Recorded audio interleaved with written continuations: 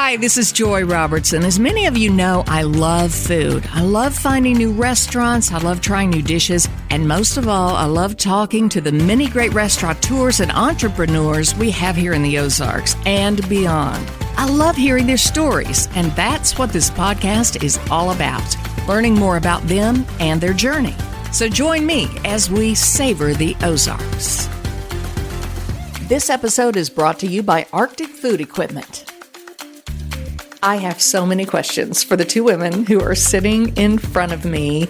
Dee and Susie are the founders of Mama Jean's Natural Market, which is huge in Springfield, Missouri. Just huge. We're so proud to have it here. I want to hear the entire backstory.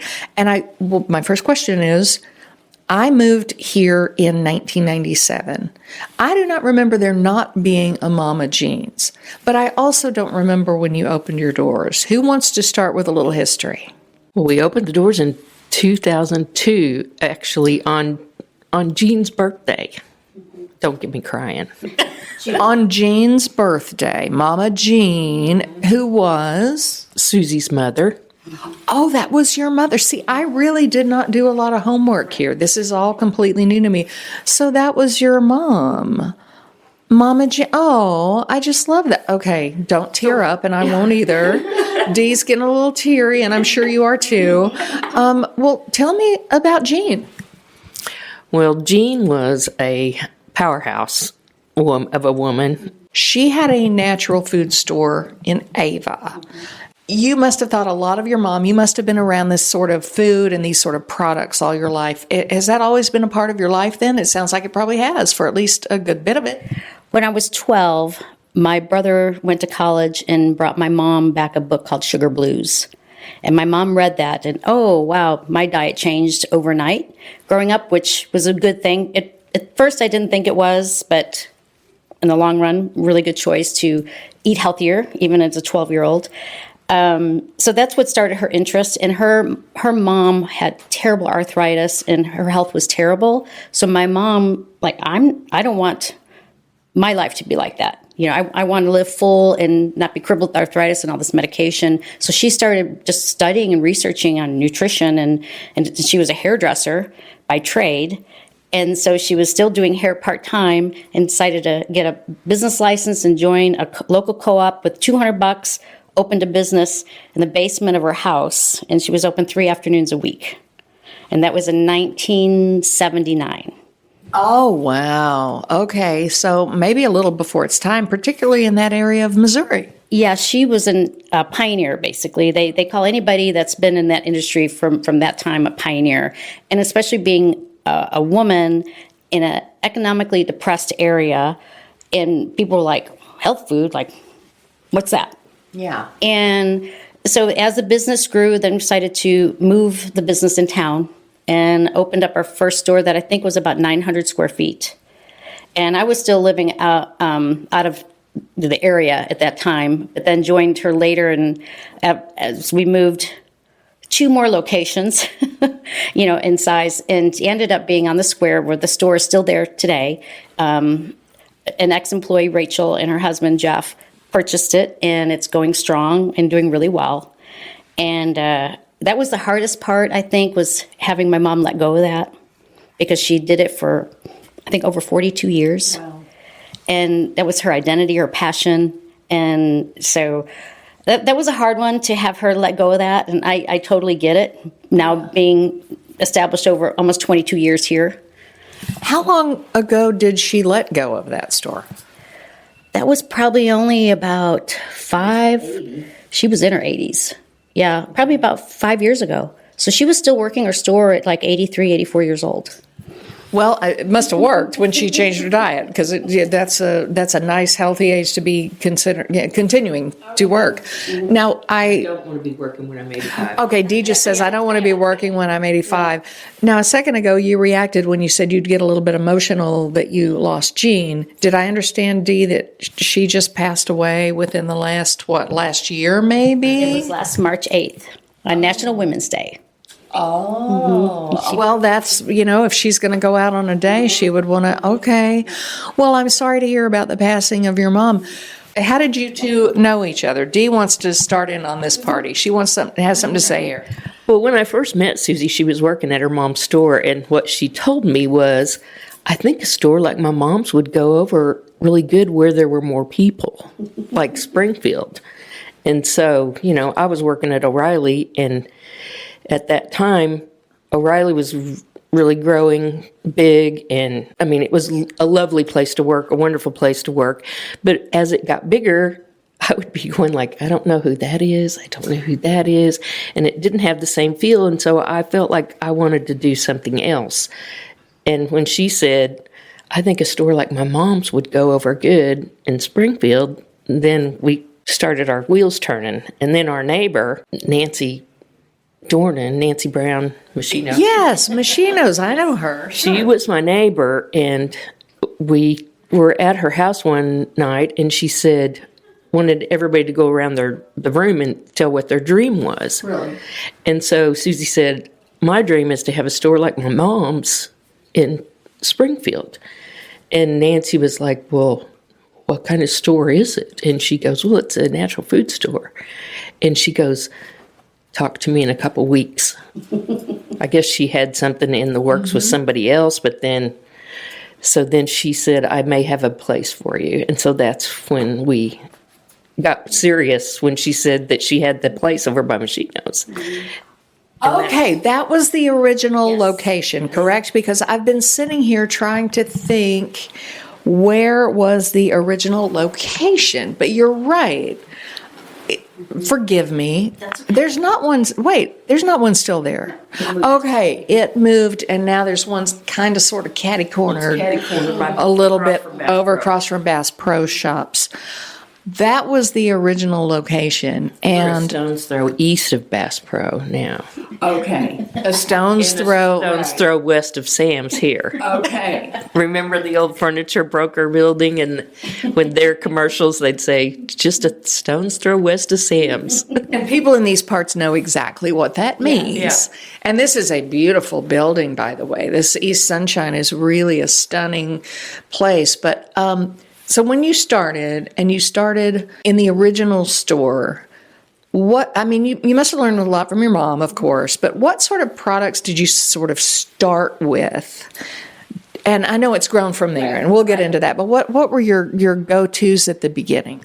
Well, being a local business, we wanted to support local as much as we could. So reaching out to any vendors that had local goods. I would say we started supporting local before it was cool, 22 years ago. So that was our main thing. And we wanted to keep some of the same features that my mom's store had that was unusual, because even we've traveled a lot and going to, we've probably been over 100 other natural markets, and no one has the big, like, urban spice section where you can buy just a quarter of a teaspoon of a spice just to make a dish or something, where you don't buy the whole bottle. And that assortment we've never seen in huge cities. We've never even seen that. So we thought that worked so well at my mom's, let's do that in our stores. And that has been very successful. And it is a unique feature. And then my mom's store was your wellness department, your supplements. They're there for that purpose. They're to supplement a good diet. So we didn't want to open a pill store. Right. We wanted to open a food store and then offer the supplements for those gaps in people's diets or special needs of conditions. So we kept that same thing, and then just going with brands that we knew. I'd been in the industry at that point over 14 years, so I already knew brands that we could trust. And that's the main thing, is partnering with people and companies that we already had a history with. Mm-hmm. I'm sure that made a difference when you had a relationship with these purveyors and these people who make these products that people already love. Is that something, Dee, that you did you grow up with kind of a natural health food sort of? She's looking at me like, are you kidding me? Joy, I grew up like you. You eat what's in front of you, you don't think about it. Did you change? Did you flip-flop when you kind of got into this business, or how did that work? Well, I grew up on bacon grease and cornbread, all the good stuff. And I'd say, when I met Susie, I'm probably going to live longer because she taught me how to eat healthy. She pays attention, and thus you pay attention as well. Yeah. And we're both really good cooks, although she's a little more healthier cook than I am. I'm kind of like fall back on my mom's, bacon grease. And Nothing wrong with that. I don't use a lot of bacon grease anymore, but I do love bacon. And so no, my background was at O'Reilly. Yeah. What did you do at O'Reilly? I was internal communications manager. And I was the company photographer, and I got to go to. I had a really fun job there. I got to go to, different O'Reilly stores in different states. I got to fly on the company plane, and I was felt like a rock star sometimes. Well, it's a great company. I mean, even people who work there now say amazing things about it. And doggone, I wish I'd bought a boatload of stock when I first moved to town. Well, and the O'Reilly family, they're just... Oh, they're wonderful people. They're delightful people. And so, anyway, that's what my background was in. Okay. And I had also worked in advertising there a little bit, so I could do graphics. So I did the things for the front of the bins, and I mean, we did everything back then because we couldn't afford not to. And so then you go from internal communications at O'Reilly, and then you wind up owning a store. So that's a life change. But I didn't work full time at the store. Oh. Because that was in 2002. I continued to work at O'Reilly until 2008 because I wanted to say that I worked there for 30 years. And so we opened the second location in 2008. And right after we opened that, she's like, Dee, you need to quit your job. I'm like, well, I got to wait until the end of the year because I'm going to hit 30 in October, but I have to stay till the end of the year to get the bonus. So I need that. So hang in there, Susie. I'm a coming. I'm a coming. But I did work evenings and weekends and for 6 years until I came on full time. So when you started Mama Jean's in the original location, did you ever dream that it would be as successful as it is? Never. What's funny is my mom, coming from like a 2,000 square foot store in Ava to the one that Nancy Dorn and Machino showed us was like 7,200 square feet. And I remember bringing my mom in there, and Diana and I laid almost every square foot of tile in that building. We learned how to do that. But so she looked in there, she goes, how are you going to fill up all this space? And we're like, yeah, it is big. Well, in a matter of just a couple years, we're like, oh my gosh, this is not a big space. We need more room. We already need more room. At that time, did you have produce and things like that in the market? Yes, we had. We did have produce. Mm-hmm. Yeah. So we were a full line store. We didn't, the variety of each thing wasn't as vast as it is now, just because of the square footage. Yeah. I do remember when I was at Color 10, there was I was covering something not too far from there, a story, and I said, I'm going to run to Mama Jean's and get myself some lunch. Because at some point in time, I don't know if you had it to begin with, you had, you could get sandwiches and what have you over there. That wasn't in the beginning, was it? Not right off the beginning, but later we were open, maybe just a year, and we started offering some sandwiches and things that we'd make in the back. Smoothies, things like that? Yeah, we just basically had one person that would do some cooking for us then put it in the grab-and-go case. And she was an amazing cook, Claudette. Yeah, she was amazing. And we still use her tofu sandwich recipe to this day. Mm-hmm. So you were over here, Dee, I could see your mind going all different directions about the food that she provided or provides. What was it what struck you back then you still think about that's so good now? Oh, that green rice casserole. I would give $100 for one square of it. It was so good. Really? She'll be texting you. Okay. Probably will. Okay, so did you still receive things from her to sell? I mean, do you still know? No, she's retired. Okay. Okay, well, if you're out there, I want to try it too. So if you could whip up some of that casserole, that sounds amazing. I'm thinking about texting her and asking her if she could just make one green rice casserole. Yeah, we'll be here for a few more minutes. So come on over. What do consumers want in terms of natural and healthy food? They want something that tastes really good, that's good for them, and affordable. And they know how to use it. You know, there's a lot, and there's so much stuff out there with social media, and people, they have to be confused. And should I be eating this? No. Yes. This week I can. Next week, no. So it's confusing.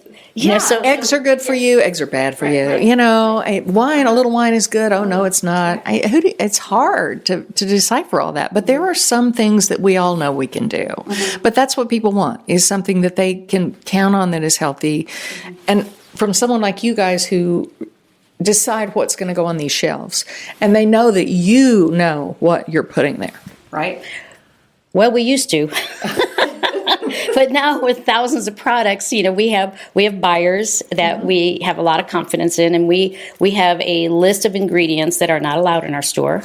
We're even stricter than the big guy Whole Foods because I was a severe asthmatic as a child, and anything with sulfites or nitrites in them, I would throw me an asthma attack. So I was like, obviously those aren't coming in here. And then just, you know, artificial colors, bad oils, all kinds of things that we just list, you know, preservatives. We don't want that stuff in our food. We don't want to sell that to our customers. Are there words that I would recognize? I mean, you say sulfates, nitrates, things like that. What are some of the things that people might recognize that you say, just, we're not going there? She's thinking. Yeah. Something familiar, something I would go, oh, well, I've screwed that up for a lot of years. It's so hard because I haven't shopped mainstream in so many years that I really haven't read a box, you know, off a regular grocery store for a long time. But I do know that the paragraphs seem to be quite lengthy. And if I can't pronounce a lot of that stuff, I don't know if I want to eat it. Yeah. You know.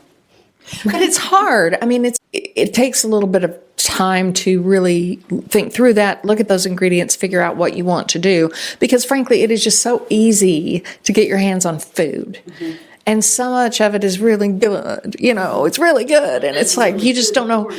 Right. Not good for you. Yeah, tastes good, but might not be the best for you.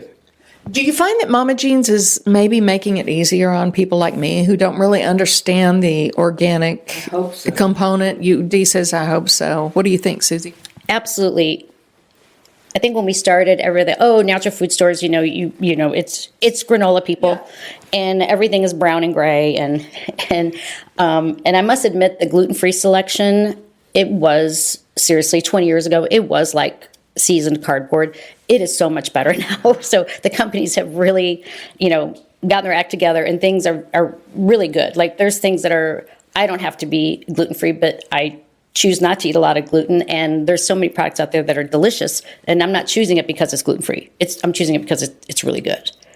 But now we notice that it's everybody is in here. You got college people, you have professional people, you know, retired people, just families, we don't really have a particular customer. Yeah, this is a little self-serving, but you mentioned you don't have to be gluten-free, but you are gluten-free. Why do you do gluten-free? Do you just feel better? There's so much, food is such a chemistry sort of thing. You don't really know how your own body's going to, I just am curious. Sure. So a lot of things that happen in our bodies is if we overconsume too much of one thing, then our body can actually look at that as an enemy, and we actually form like an allergy to it. So it's all about variety and balance, you know. So I do have some things with gluten because I like pizza, and although we have gluten-free pizza crust, but I make my own crust and it has gluten in it. But so I just try to avoid it, but I don't make it strict. And also sluggish thyroids tend to do better without gluten in your body.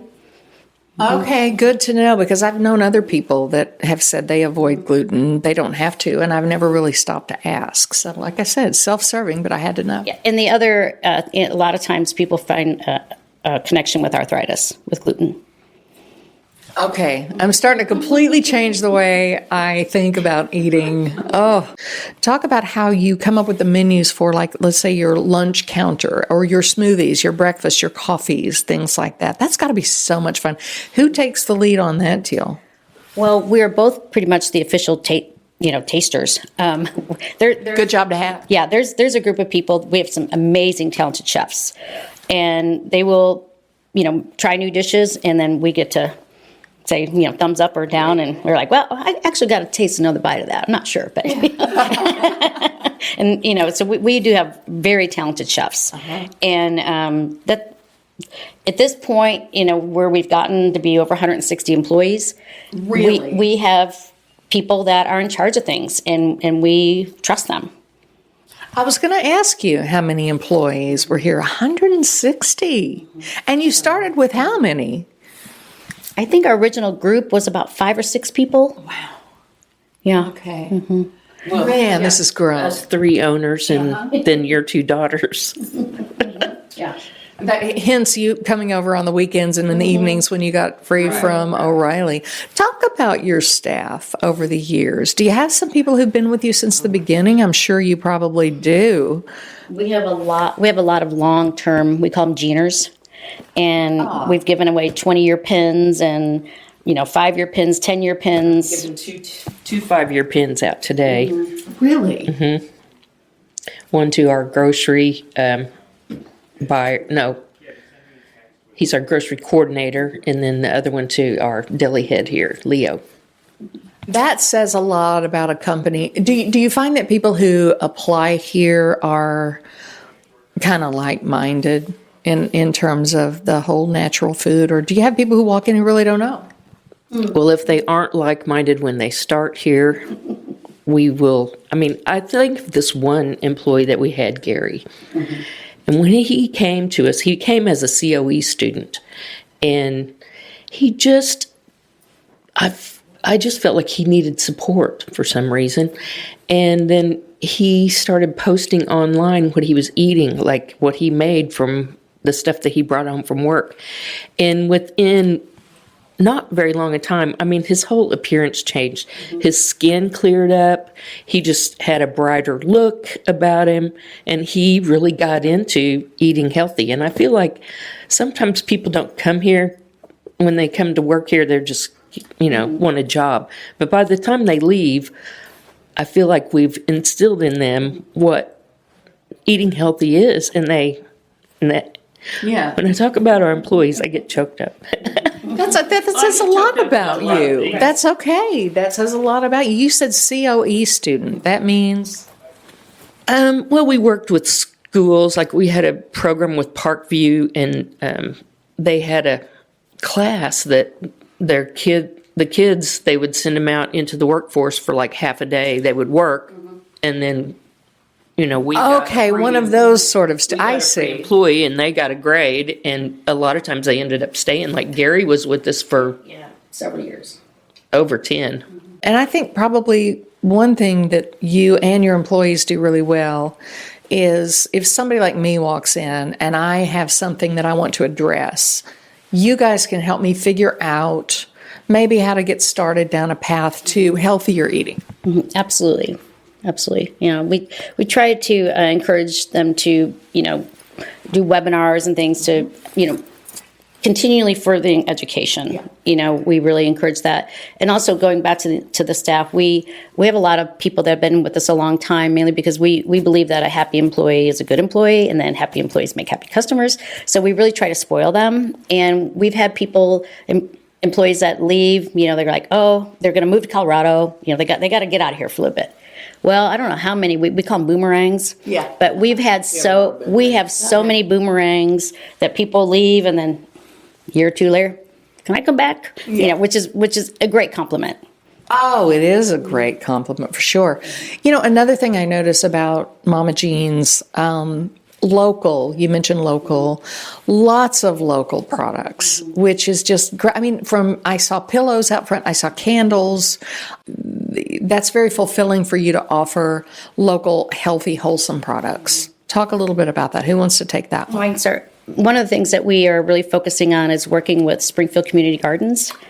and to get as much locally grown produce as we can. Anything we don't have to ship in from several states away is better for the environment and providing more local jobs here, and it's fresher. So that's one of the things we've partnered with, and we've partnered with a lot of different farmers for eggs, chicken, lots of different companies. The Date Lady from Springfield, and there's a lot of different products that I think one of our first ones we brought was the emu.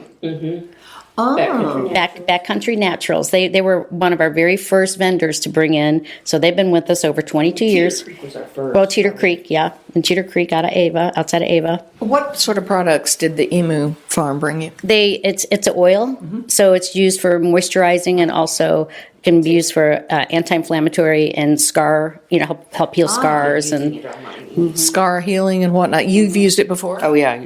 I've used it on this. Yeah, that scar looks- As a matter of fact, I think I'm on their webpage, or I used to be, because I was in a car accident right whenever we got possession of the Campbell building, and my airbag came off, and I went like this, and my rings Cut your lip or your face. and that was on a Friday. Well, the next Friday, I had a Hooked on Dance that I used to go and take pictures there for Mary Beth, and so I had that event, and so I started putting the emu oil on there, and by the next Friday, you couldn't even tell it. It was. Yeah. So they have pictures of me before and after. I'm like, And you had knee surgery, and you said you've also used it on your knees. So every day. how interesting. I visited an emu farm once. It was really, really fascinating. So what are some of the products maybe? I know you carry some wines. Have you always done that? No, I think we decided to get our liquor license because we're like, we got to go somewhere else to buy this. Well, we should get a liquor license, which is no small task. I mean, they make it because it's with the firearms and tobacco, so it falls under Homeland Security. So you have to jump through a lot of hoops to be able to get one of those.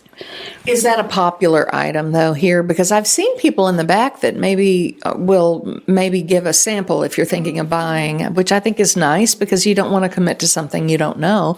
I'll bet that's been a lot of fun.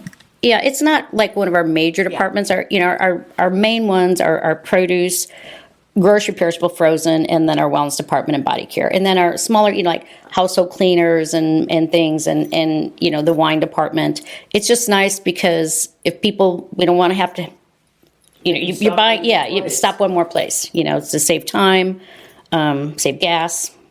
And we try to source things that are as organic or, raised biodynamically, farmed as much as possible. Mm-hmm. Do you ever go to the food shows and meet these purveyors? Like the first one I think of is Fancy Food. I don't know if you've been to Fancy Food, but have you been to that one? Yes, been to Fancy Food several times, and that's really fun. So much chocolate.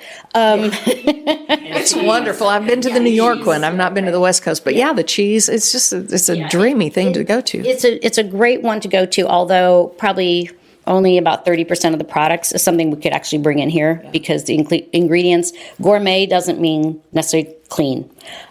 So we have gone for over 20 times to the Natural Food Expo at California. And that is, I don't know, maybe 40,000 vendors or some crazy amount. You can't even see the whole. You can't. It's like the National Restaurant Show in Chicago, but for really, really good natural food. Okay. Yeah, the industry is, what we've seen in the last 20 years, it's just exploded because they had basically all the whole show in one building, and now it has to be separated and spread out over 3.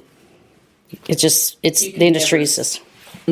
You could never see it all, ever. In 3 days, no. In 3 days. You couldn't see it all. You certainly couldn't taste it all. You could try, and it sure is fun. I remember the first one, the first time we went, we hadn't even opened Mama Jean's, but we thought we should go to that. For fun and Sure. Anyway, so we get there and I go, okay, Susie, I think we should start down this way and work our way this way. That way we won't miss anything.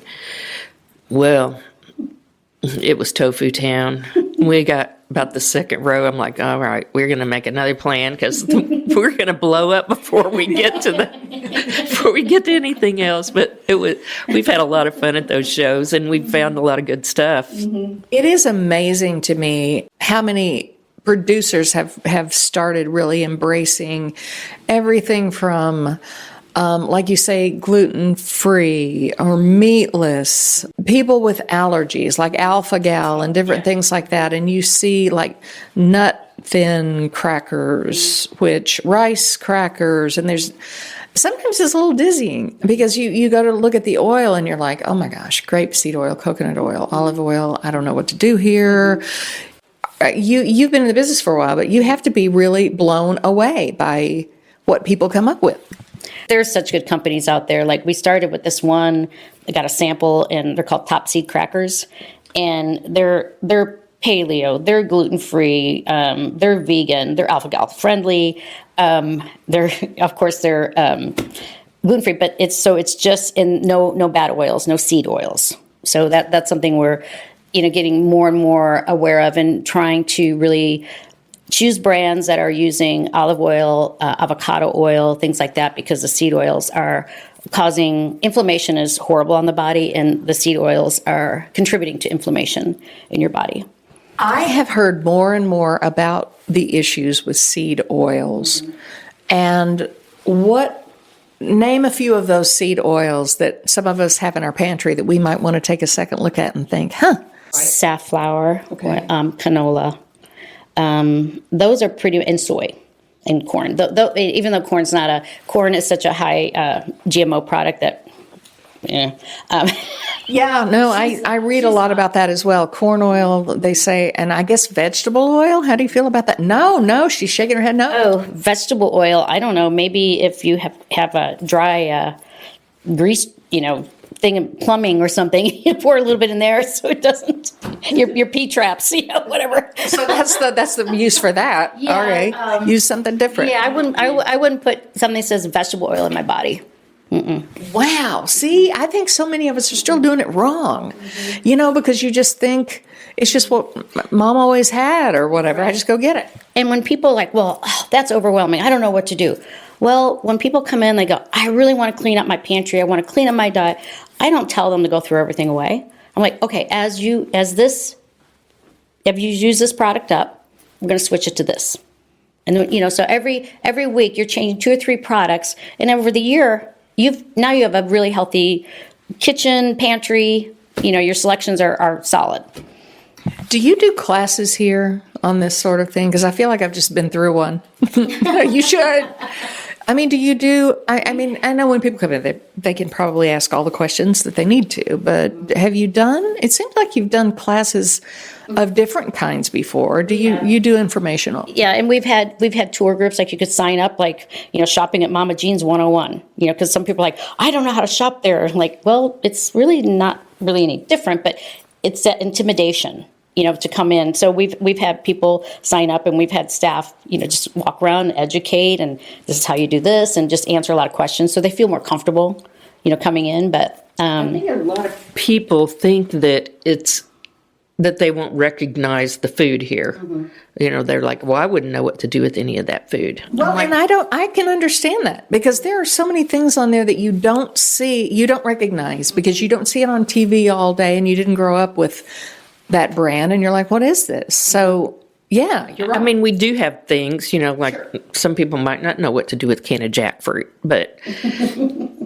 but most items that we have in our store are exactly the same as items that you can get at any other grocery store, only they are healthier.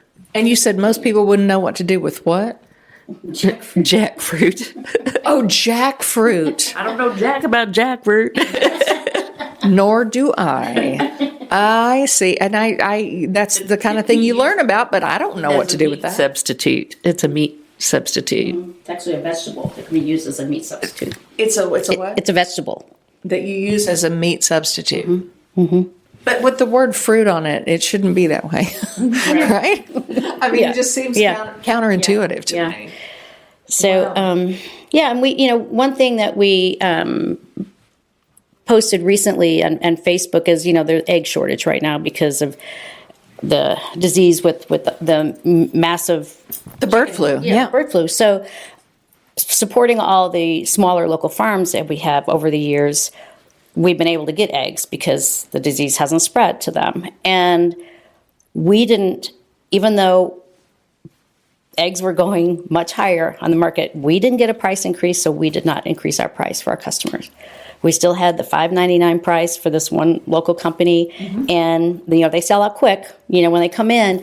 But yet we're proud of that because we really, it's about making eating healthier affordable for us, and that's basically our mission. Supporting local and making where you can get the food at affordable prices. Well, I know people listening appreciate that because some people will take advantage and they'll say, we're going to raise our prices too because it's eggs and no one knows any different. I have a question though, and my daughter and I, and even my husband have wondered about this. There's this bird flu and birds are being destroyed and eggs are being destroyed. And why has the price of chicken gone up, or has it? Like, what am I missing there? It probably will. Oh, great. I was having so much fun until you said, no, I'm kidding. No, I mean, but I got to wondering about that. It's my fault, right? No. I've always wondered that. I'm like, maybe, and don't let me put that in your heads, people out there who sell things. Don't go jacking the price up just because I said that, but we just kind of wondering that out loud. It was like, boy, eggs are a lot higher. So how come the chicken's not? So anyway, what are some of your hottest sellers in this place? You said supplements for sure, spices, things like that. What are some of the things that, like, what are other things that sell out? If you ever try our bananas or if you ever try our apples, you won't want to go shop anywhere else because our apples are the best. Where do you get those? Oh, from our produce distributor, but they're organic and they're just good. Honeycrisp apples or the Fuji's, those are my two favorites, but you probably like Granny Smith. More in recipes than I do just to eat. Granny Smith holds up well to baking for sure, but it's a little bit different taste and texture. But a good apple is just a beautiful thing. Like a crisp, sweet apple. and someone else told us that if you try a blackberry that's non-organic versus an organic blackberry, you'll never want to eat a non-organic blackberry again. The flavor is it's so much stronger and better. Wow, I need to hang out in here more often. What's new coming up? I mean, are you thinking of any new locations, or are you thinking of... Not necessarily. We're just trying to always figure out where to put more coolers and things like that for merchandising, because there's so many products out there that you run out of freezer and cooler space really fast. So that's the kind of thing. And just reworking the sets of the store, what's going to work best for us. The product mix, it's always changing because there's always new things coming out. But nothing... Dee's whispering something. What did she say? Well, she was like, a lot of companies selling out. Yes, a lot of the natural brands have been bought up by bigger corporations, and being that they're smart, they leave it alone. I started to say big, good corporations or big corporations that are going to screw it up. Right. We haven't really noticed anybody messing with the original. I think the product is still intact. Because almost everybody has bought somebody other than, I think it's Amy's. Amy's is still owned just by Amy's. And Amy's what? They have a lot of canned soups and frozen entrees. Right. That's a vegetarian line, but they have not sold out to anybody. But most companies are owned by somebody else now. Right. This place isn't going anywhere. How long do you think you guys are going to keep doing that? I mean, it's like your mom. You're going to be going at it forever. No. I would like to have more time to garden, and then maybe have things that I can actually bring to the store and sell. I like that, so I probably won't, I guarantee I'm not going to be working after I'm 75. I'm not going to do that, but. Well, it's a lot when you have that many employees and you have that many locations and all of that. Dee's like, what? Say it out loud. Yeah, I feel like I have one foot out the door and the other one on a banana peel. I joke about having one foot and one on the banana peel. But I don't know what I would do, because I do love coming in and seeing the customers, and I love, love, love our employees. They're awesome, all of them. I'm sure it's very much like a family, and I'm sure you also get a lot of gratification from people who come back in and say, thank you. I feel so much better. Do you hear that often? Can you think of any anecdotal sort of stories that people have come in and said, well, you won't believe this, but I'm hooked on such and such because I feel like, I don't know. I mean, what people turn to that sort of food for. Any stories you could think of? Well, unfortunately, a lot of people, they'll turn to this because they've been diagnosed with something tragic. And often terminal. And then we'll hear they change their diet, and they're like, I know it's limited time, but I've never felt better in my life. And say then the doctor gave them like, oh, you only have this much time. Well, years later, they're still going, and probably didn't cure them, but their quality of life changed so drastically for those last few years. And they're like, I wish I would have done this earlier. So. No kidding. And you mentioned earlier in this conversation inflammation, which I think is the root of all evil in the body. I mean, and it can come on for a variety of reasons, but maybe the reason you just don't feel good and you don't know why is because there's something you're putting in this engine that just doesn't agree, My philosophy is, if you're not feeling well, of course, go to your doctor and get a diagnosis. Sure. And before you go get that prescription filled, I would ask yourself this question. What am I doing in my lifestyle that possibly caused this? What do I need to do to change? Because a pill isn't going to fix it necessarily. A pill is most likely going to have a long list of side effects that go along with it, rather than a diet change. Or not being so sedentary. Not being so sedentary. There's so much for that.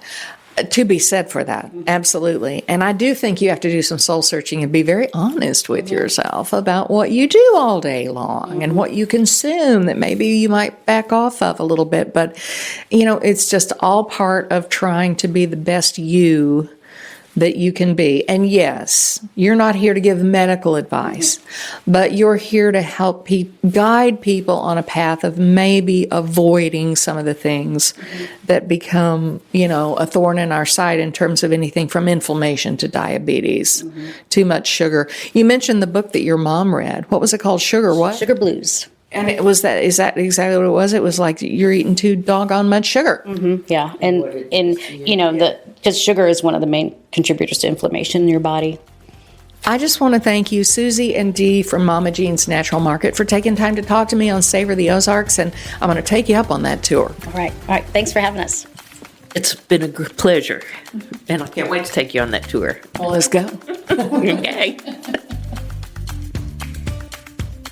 Be sure to go to AroundTheOzarks.com to sign up for our daily newsletter where you can get every episode of Savor the Ozarks, plus all our other podcasts, events, and contests straight to your inbox. And what are your favorite dishes in the 417? You have any restaurants you'd like me to visit? Email me at joy@AroundTheOzarks.com.